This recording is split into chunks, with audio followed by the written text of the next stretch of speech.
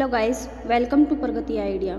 आज हम class 9th के हिस्ट्री के चैप्टर 3 जिसका नाम है Nazism and the rise of Hitler, इसके नेक्स्ट पार्ट को कवर करेंगे। चलिए स्टार्ट करते हैं। इससे पिछले वाले पार्ट में हमने हिटलर के राइज के बारे में पढ़ा था। अब पढ़ते हैं कि जर्मनी में किस कॉन्टेक्स्ट में हिटलर ने अपनी पॉलिसीज़ को अडॉप्ट किया, उसके इफेक्ट में वर्ल्ड में नाजिज्म की क्या आइडियोलॉजीज है, उसका वर्ल्ड व्यू क्या था। चलिए स्टार्ट करते हैं। नेक्स्ट टॉपिक है हमारा रिकंस्ट्रक्शन।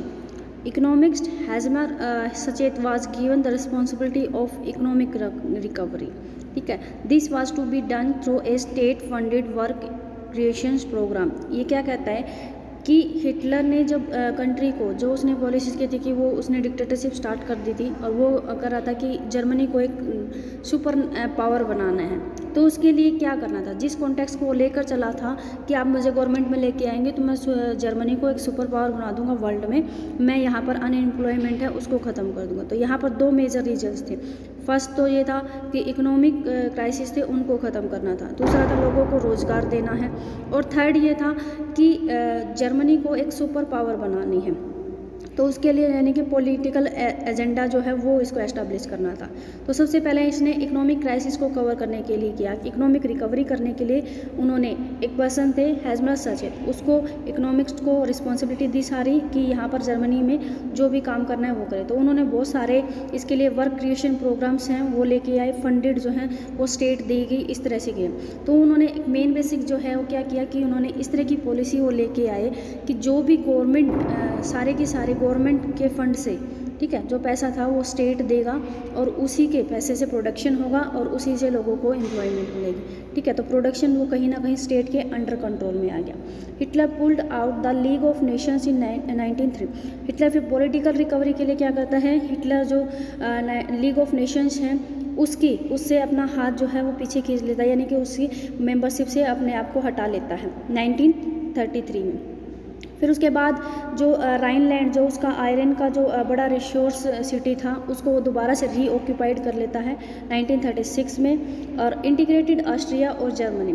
फिर उसके बाद में ऑस्ट्रिया में इंटीग्रेटेड करता, मतलब कि इंटरफेरेंस करता, उसको अपने अंडर कंट्रोल करने की कोशिश करता है। और 1938 में वो स्लोगन जो है वो उसको फेमस क्या था, one people one empire one leader. इस स्टेटमेंट के थ्रू वो जो जर्मनी से लगता एरिया था उसको कैप्चर करना, अपने जर्मनी में एंड जो है एक तरह से इम्पेरियलिज्म जो है उसको शो ऑफ करना स्टार्ट कर देता है, उन एरियाज़ को जर्मनी में मिलाना स्टार्ट कर देता है।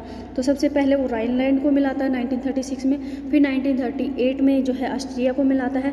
उसके बाद वो जो चेकोस्लोवाकिया है उसका एक पार्ट था, एक सिटी टाउन था स्टूडेंट लैंड, ठीक है, स्टूडेंट लैंड एरिया था, उसको भी अपने एरिया में मिला लेता है। उसके बाद हिटलर जो है वो एक कह सकते हैं कि अनस्पोकन सपोर्ट ऑफ इंग्लैंड, एक तो ये सब सारे जो काम कर रहे थे उसमें इंग्लैंड जो है कहीं ना कहीं हिटलर को इनडायरेक्टली सपोर्ट करता है, वो अनस्पोकन सपोर्ट देता है, मतलब उसको वो ना तो फ्रांस और चेकोस्लोवाकिया के अगेंस्ट में बोलता है और ना ही जर्मनी के सपोर्ट में, वो चुप रहता है। ठीक है, Hitler did not stop hair, इसके चलते जो है हिटलर कहीं ना कहीं रुकता नहीं है और वो कहता है कि मतलब इन इकोनॉमिक्स क्राइसिस जो चल रहे थे वो मतलब मर्ज नहीं कर पा रहा था, तो ऐसे में उसने कहा कि ये ऑप्शन से हम नहीं कर पाएंगे, तो उसने वॉर के ऑप्शन को चूज़ किया।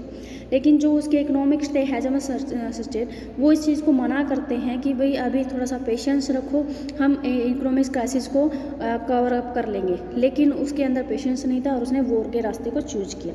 इसके चलते क्या आता है कि फिर वो इस इकोनॉमिस्ट की जो है बात नहीं मानता और इसको भी इसकी पोस्ट से हटा देता है।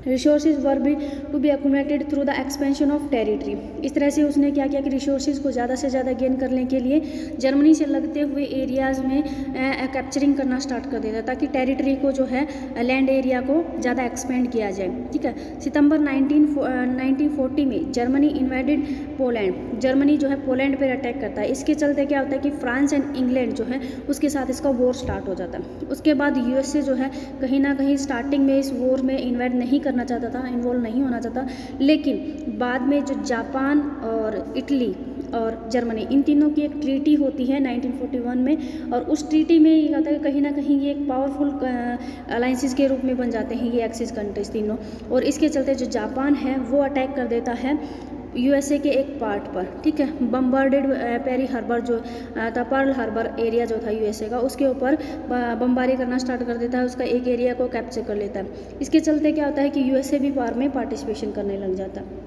1945 में वॉर जो है वॉर का एंड हो जाता है। इसमें हिटलर जो है वो डिफीट होता है।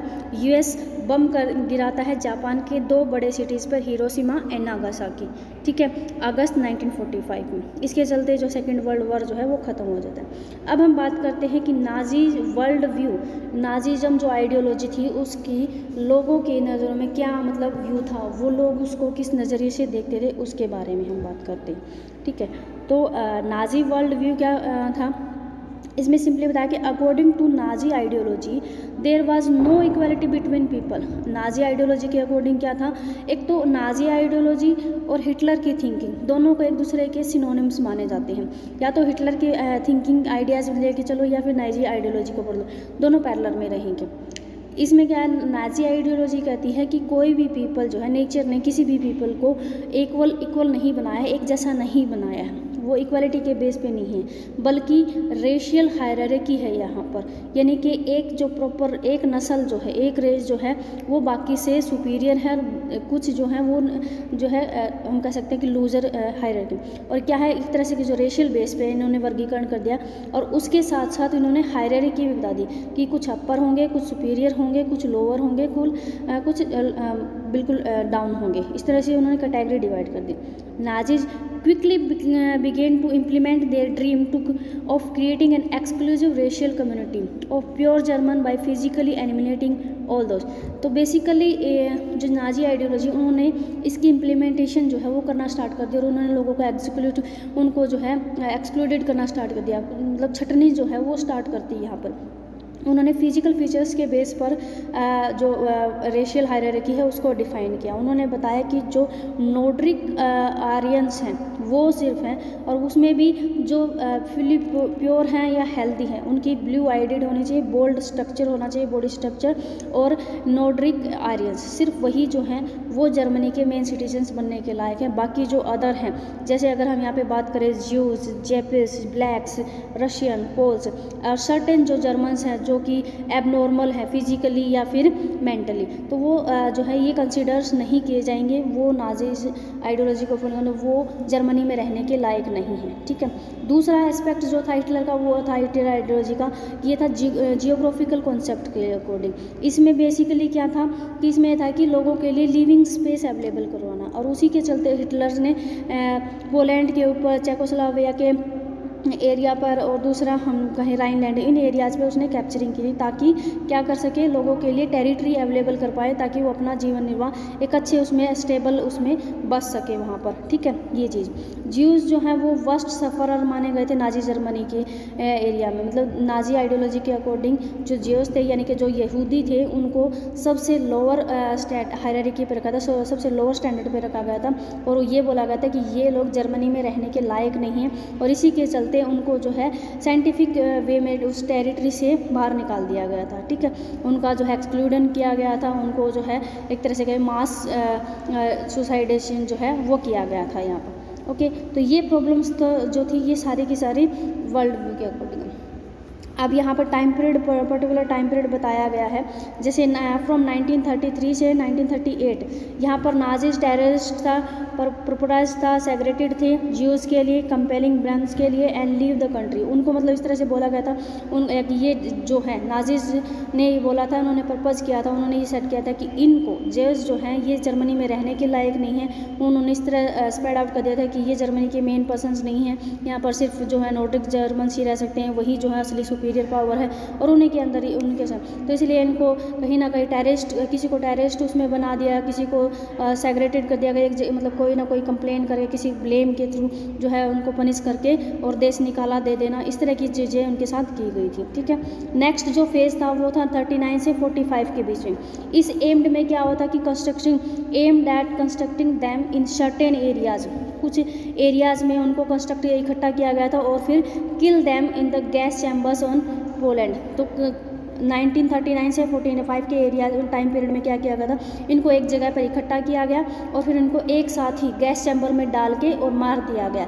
जैसे कि पोलैंड में, बेसिकली पोलैंड में ऐसा किया गया था, गैस चैम्बर बनाए गए थे और उसमें लाखों हज़ारों लोगों को एक साथ डाल के और गैस छोड़ दी जाती है, जहरीली गैस छोड़ दी जाती है और उसमें वो मार दिए जाते, ठीक है।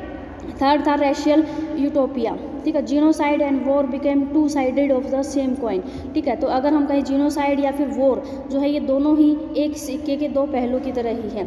ऑक्यूपाइड पोलैंड, जो ये पोलैंड पे जिसने कब्जा किया था, उस एरिया में ये दो हिस्सों में डिवाइडेड हो गया था। Poles were forced to leave their homes and properties behind the occupied by ethnic Germans. तो जो पोल्स थे, जो वहाँ पर रहने वाले लोग थे, उनको फोर्स किया जा रहा था कि वो अपनी ज़मीन जो भी है उसको यहीं पे छोड़ के जाएं। क्यों? क्योंकि जो जर्मन्स में जो नाजीज हैं, ठीक है, एथनिक जो एक स्पेशल ग्रुप था जिसको स्पेशल बनाया गया था, वो जर्मन्स हैं, उनके लिए यहाँ पे छोड़ दिया जाए और ताकि वो यहाँ पर अपना रहन सहन जो है व्यतीत कर पाए। उनको अकेले जो है मतलब विदाउट प्रॉपर्टी उनको वहाँ से भगाया जा रहा था। क्लियर? तो ये चीज़ यहाँ पे हमें देखने को, तो 3 पेजेस में हमें वर्ल्ड व्यू दिखता है नाजी आइडियोलॉजी के अकॉर्डिंग। ओके।